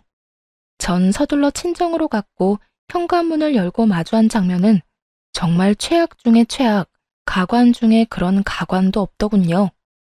온 거실에 남편이 풍기는 술 냄새로 가득했고 제 몸 하나 가누지 못하고 있는 남편은 엄마를 향해 제 욕을 서슴없이 하며 술주정을 부리고 있더군요. 장모님 잘난 그 딸이 글쎄 남편 무시하는 것도 모자라 시댁까지 무시하고 있다고요. 정서방, 자네 많이 취했네. 할 말 있거든 내일 하고 오늘은 그만 돌아가게. 네, 저 취했습니다. 술 좀 먹었어요. 제가 왜 이렇게 술 먹었는지 아세요? 글쎄, 오늘 우리 엄마한테 5만 원을 보냈다네요. 어쩌면 그럴 수가 있냐고요. 제가 5만 원 보냈다고 자기도 5만 원 보냈대요, 글쎄. 이게 말이나 되나요? 친정이랑 시댁이 같냐고요. 저 여자 아주 몹쓸 여자예요. 남편의 주정이 계속되는 사이 엄마는 머리를 부여잡으며 곤란해했고 전 할 수만 있다면 남편의 입을 찢어버리고 싶을 정도로 화가 끓어오르고 있었어요. 그야말로 남편이 개가 된 모습을 보는데 전 어떤 말도 섞고 싶지 않더라고요. 생각 같아선 버리고 집으로 돌아오고 싶었지만 그럴 순 없는 노릇이기에 끊임없이 주정을 늘어놓는 남편을 끌고 집으로 돌아왔어요. 그 후 남편과는 말도 섞지 않으며 이혼하기로 결심을 굳혀가고 있었어요. 다음 날 술이 깬 남편은 저에게 어떤 사과의 말도 하지 않더라고요. 물론 친정에도 찾아가서 빌기는커녕 연락조차 하지 않은 듯 했고 전 굳이 그런 인간을 붙잡고 당장 사과하라고 말하기도 싫어서 아무 말도 하지 않고 있었어요. 건성건성 시켜서 하는 사과 해봤자 뭐하며 받아봤자 뭐하겠어요? 반성도 없고 변하는 것도 없을 텐데요. 그렇게 저흰 돌이킬 수 없는 관계가 되어가고 있었습니다.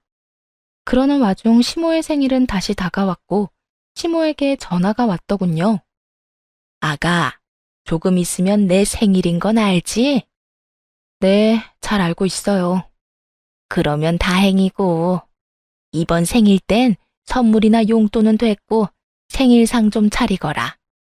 집에서 친한 지인들 불러서 간단하게 밥이나 함께하고 넘어가려고. 이번 주 주말에 한 10명 정도 오기로 했으니까 그런 줄 알고 좋아하는 음식들이 다 다르니까 꼭 챙겨야 하는 음식은 따로 문자로 보내주마. 아, 간단하게 10명이요? 이번 주말이고요? 그래. 그리고 생일 선물이나 용돈은 필요 없긴 하지만 정 네가 챙기고 싶으면 챙겨도 되니까 그렇게 알고. 그러면 주말에 보자.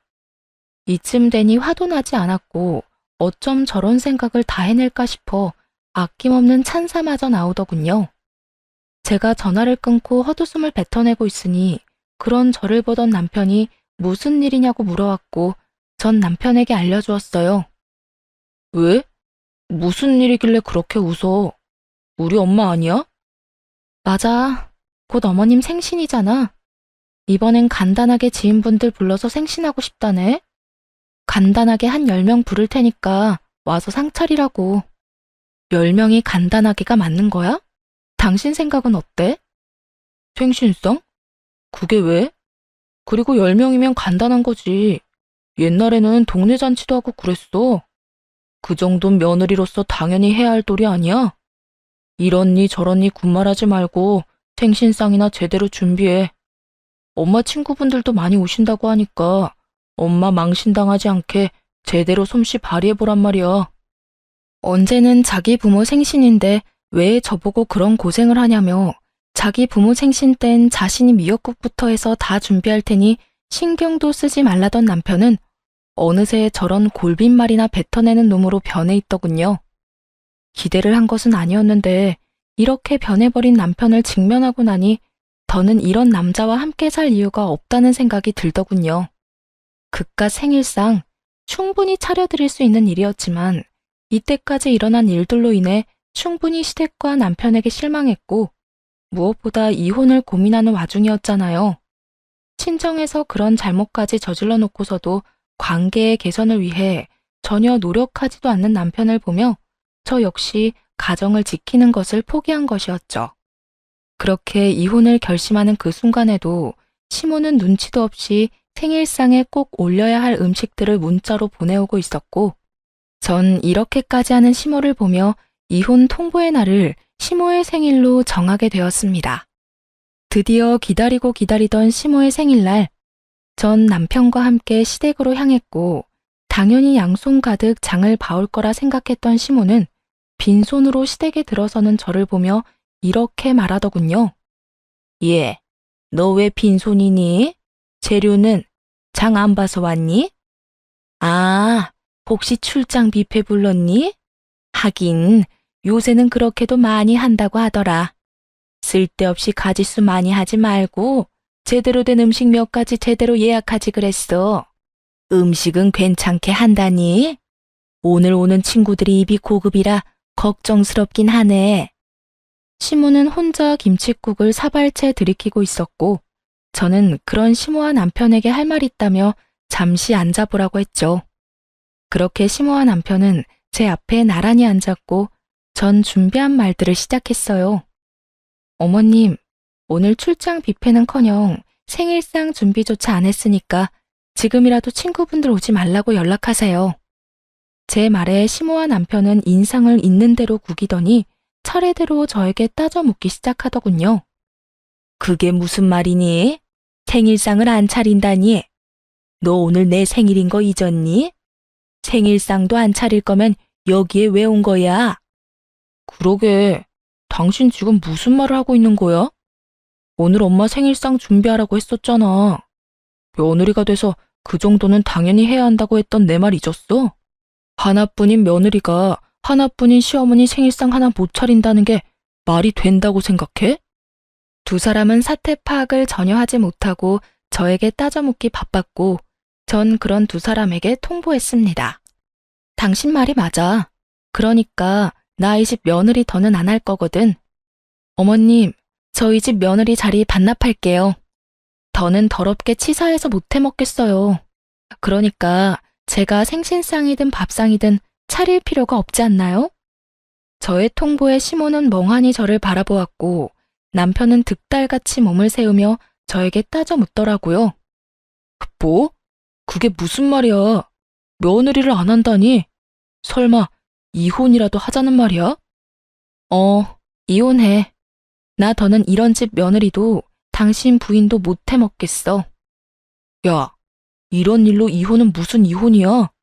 생신상 차리는 게 뭐라고 이혼까지 해? 당신 이것밖에 안 되는 사람이야? 당신 정말 멍청하구나. 내가 이까지 생신상 때문에 이혼까지 하겠어? 그러면 도대체 왜 이혼까지 하자는 거야? 이걸 모르니까 이혼하자는 거야.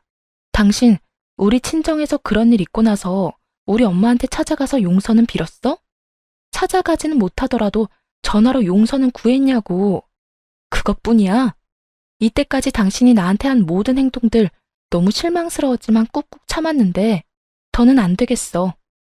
사위로서 도리는 다하지도 않으면서 며느리로서 도리는 과하게 바라는 당신이랑 더는 살고 싶지 않아. 남편은 자기가 저지른 잘못은 아는지 말이 없었고 그런 남편을 대신해 시모가 저에게 따지고 묻기 시작하더군요. 용서? 내 아들이 왜 사돈한테 용서를 구해야 해? 내 아들이 뭘 그렇게 잘못할 일이 있다고? 용서는 네가 나한테 구해야지. 이게 무슨 버릇없는 짓거리야? 어디 시어미 앞에서 이혼을 운운해?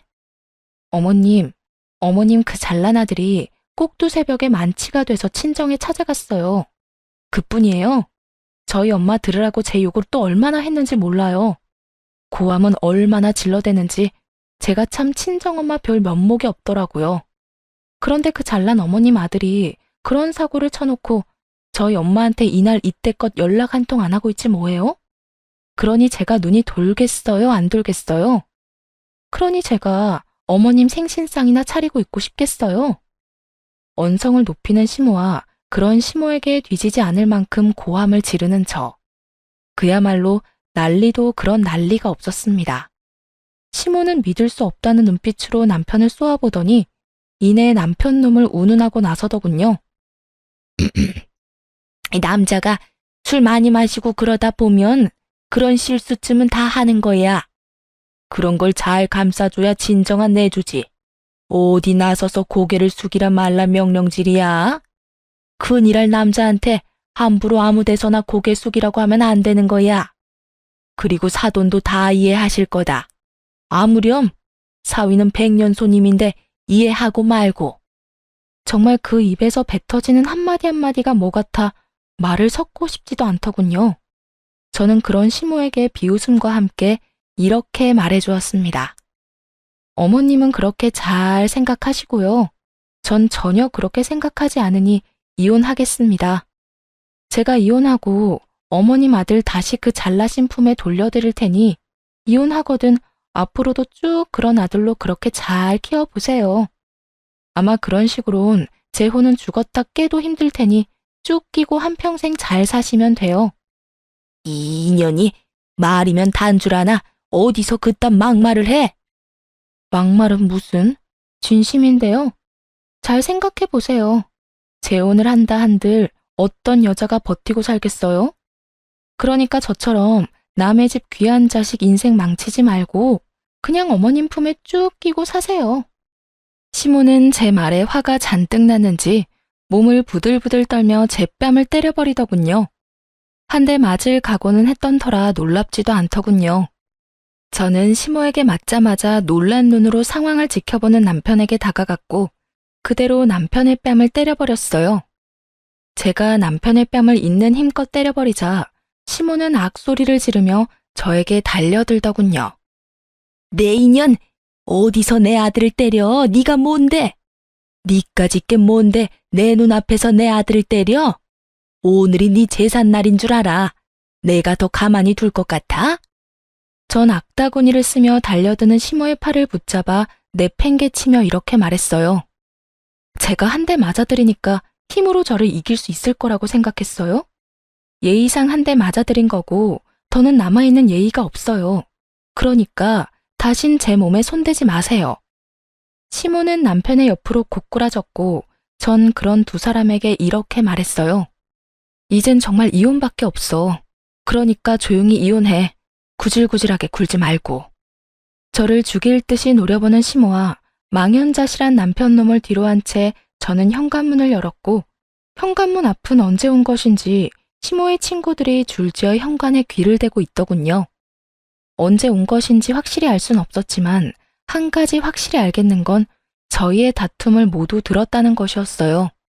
저마다 표정이 놀람과 호기심 그리고 경악으로 눈을 반짝이고 있었거든요. 전 그런 구경꾼들을 위해 현관문을 닫지 않고 들어가 보라고 했고 그 열린 문틈으로 시모의 한탄이 들어오더군요. 이놈아, 어쩌다 그런 짓까지 했어? 술을 마시려거든 곱게 마셔야지. 어쩌다 사돈 집까지 찾아가서 그딴 주정을 부렸냐고. 그리고 그딴 짓을 했으면 당장 다음 날이라도 찾아가서 용서를 구했어야지. 뭘 잘했다고 고개 빳빳이 들고 그러고 있어? 네가 사돈 용돈으로 5만 원 줬다고 할 때도 내가 기가 막혔는데 뭐? 술주정? 이걸 어쩔 거야? 그러면 어떻게 해? 돈이 없는데. 이게 다 엄마 때문이잖아. 엄마가 내 카드로 쇼핑만 안 했어도 5만 원 드릴 일도 없었고 엄마가 해외여행 보내달라고 노래만 부르지 않았어도 내가 그렇게 생활이 힘든 일은 없었다고. 술주정? 그까짓 게 왜? 엄마가 아까 그랬잖아. 남자가 술 마시고 그러다 보면 그런 실수도 하는 거라고. 실수 좀 한 것뿐인데 굳이 내가 장모님한테 찾아가서 용서까지 빌어야 해? 내가 왜? 아니, 이 녀석이 진짜 그래도 정신 못 차리고. 나 같아도 이혼하지, 이혼해. 나 같아도 너 같은 인간이랑 못 살겠다. 그때까지도 정신을 못 차린 남편과 그런 남편을 질책하는 목소리가 밖으로 새어나오고 시모의 지인들은 저마다 남편을 욕하기 바쁘더군요. 저런 인간 말종도 또 없다고요. 전 그런 욕들을 뒤로한 채 집으로 돌아왔고 그 이후 빠르게 이혼을 진행했어요. 남편은 저의 예상대로 이혼의 비협조적이었고 전 소송까지 진행하게 되었죠. 소송을 진행하는 동안 전 친정에서 지내고 있었고 남편은 마지막까지 발악하며 친정까지 찾아와 울고불고 하며 빌더군요. 여보, 정말 잘못했어. 내가 정말 미쳤었나 봐.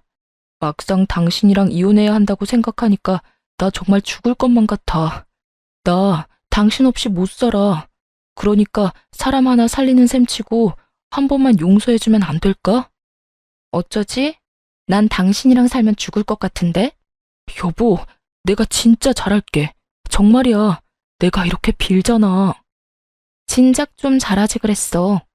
이제 와서 이래봤자 소용없으니까 그만하고 돌아가. 단호한 저의 태도에 남편은 도저히 안 되겠다 싶었는지 엄마 다리를 붙잡고 늘어지더군요. 장모님, 제가 앞전엔 정말 잘못했습니다. 제가 술을 너무 많이 마셔서 제정신이 아니었다고요. 그러니까 장모님이 이 사람 좀 설득해 주세요. 이런 일로 이혼이라니 말도 안 되잖아요. 그러게, 진작 좀 잘하고 살지. 이제 와서 이렇게 한들 무슨 소용이야. 이미 마음이 떠난 것을.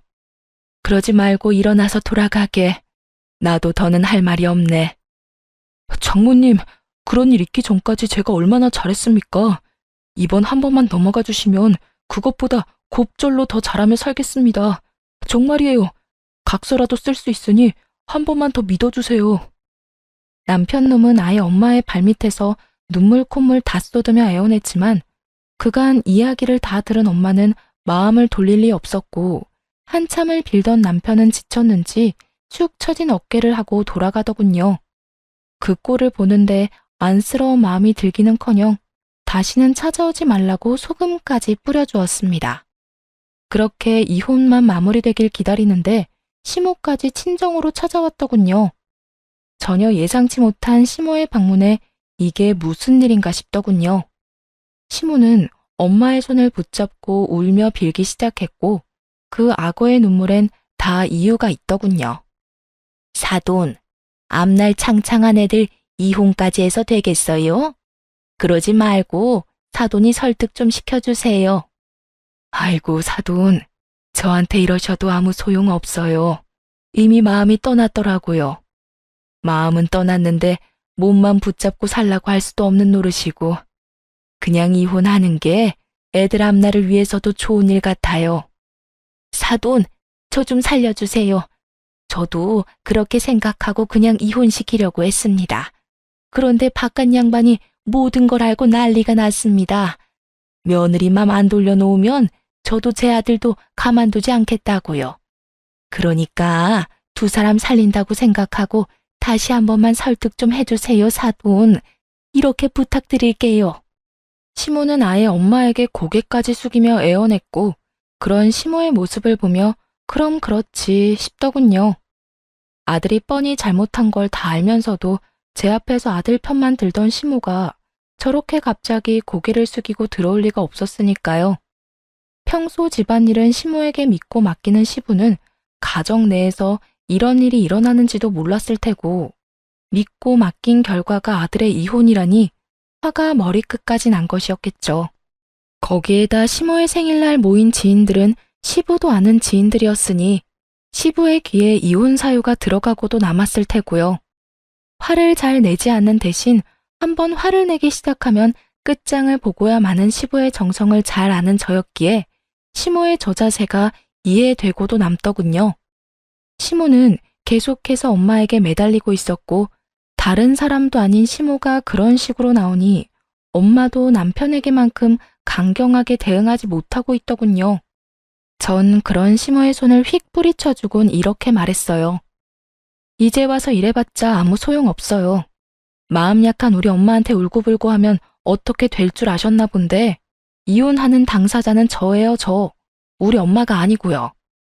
아가, 내가 정말 잘못했다. 네가 한 번만 마음 돌려주면 앞으론 너희한테 연락도 하지 않으마. 집안 행사에도 네가 오고 싶지 않다면 오지 않아도 되고 그까짓 용돈도 안 줘도 돼. 그냥 내 아들이랑 살아만다오. 응? 왜 잘못을 저지른 것들은 뒤늦게 후회하는 척을 하며 악어의 눈물을 흘려대는지 모르겠더군요. 그러게 진작 잘하지 말이에요. 저번 머리채를 잡으려던 그 순간과는 180도 다른 모습으로 저희 앞에 엎드렸고 전 그런 시모에게 이렇게 말했어요. 저는 어머님 아들이랑 1분 1초 같이 살아만 주는 것도 싫습니다.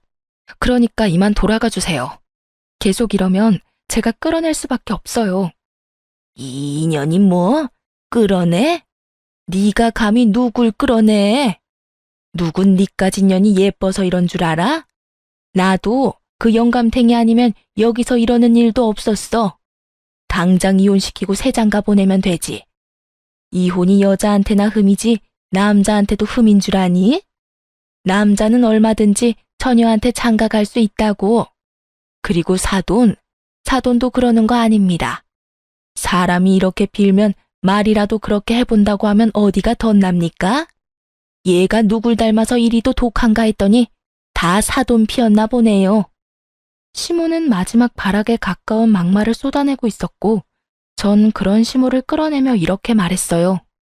아줌마, 여기 와서 행패 부리지 말고 당장 나가세요. 한 번만 더 찾아오면 경찰에 신고할 테니 그런 줄 알고요. 그리고 오늘 와서 이렇게 행패 부린 거 아버님께 전화해서 다 말할 테니 그렇게 아세요.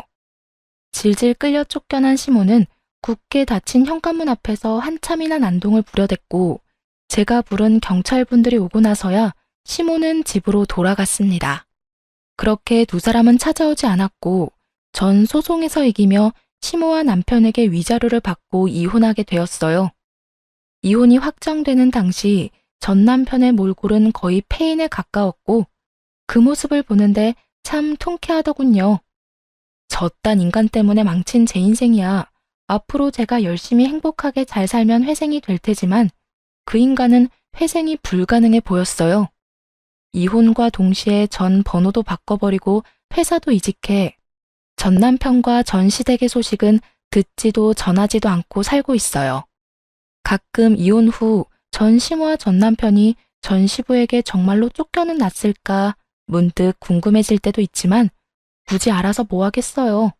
이미 끝난 인연이고 더는 그런 인간들 이야기로 귀를 더럽히고 싶지도 않은걸요.